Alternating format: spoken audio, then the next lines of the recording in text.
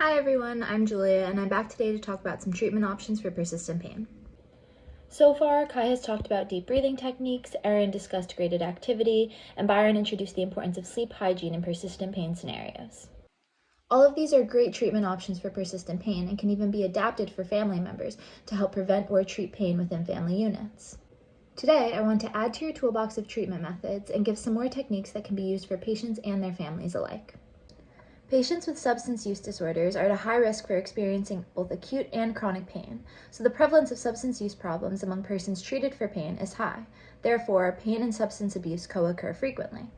Subsequently, as providers, we want to minimize the use of opioids and other addictive pain medications when treating these patient populations, because people with persistent pain are more likely to become addicted to opioids.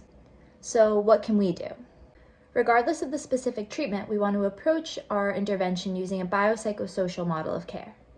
According to an article by Bevers et al. In 2016, the biopsychosocial model evaluates the integrated whole person, with both the mind and the body together as interconnected entities, recognizing biological, psychological, and social components of both pain and illness.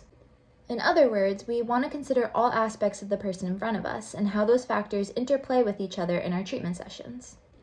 In the case of a patient with persistent pain, we want to consider genetic vulnerabilities, such as increased expression of specific genes, biological vulnerabilities, such as cortisol release, psychological vulnerabilities, such as anxiety or personality disorders, substance abuse or depression, and finally, social vulnerabilities, such as inequalities in socioeconomic status or cultural beliefs concerning pain management. One way to utilize a biopsychosocial approach to treatment is through cognitive behavioral therapy, or CBT. CBT is a method that is meant to change the way patients think or behave to manage their problems in a more positive manner. Within the realm of chronic pain, CBT can be used to address activity pacing, sleep hygiene, pain perception, disability, mood, fatigue, and catastrophization. In practice, CBT can help with setting realistic goals and developing coping strategies, such as relaxation or distraction techniques. In one study by Nielsen et al. On biopsychosocial approaches to the treatment of chronic pain, the researchers found that when compared to exercise alone, exercise combined with CBT techniques was more effective.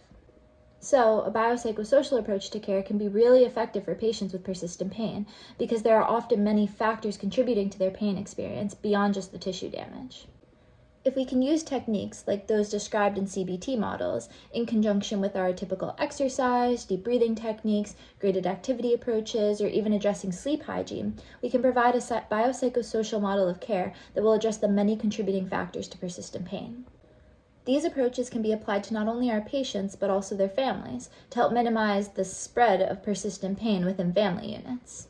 So, regardless of the specific treatment technique that you might choose for your individual patient, make sure you are approaching through a biopsychosocial lens for the best outcomes. To learn more, click on the links below for the full articles used to support the information in this video. And if you have any questions, please comment below. Thanks for watching!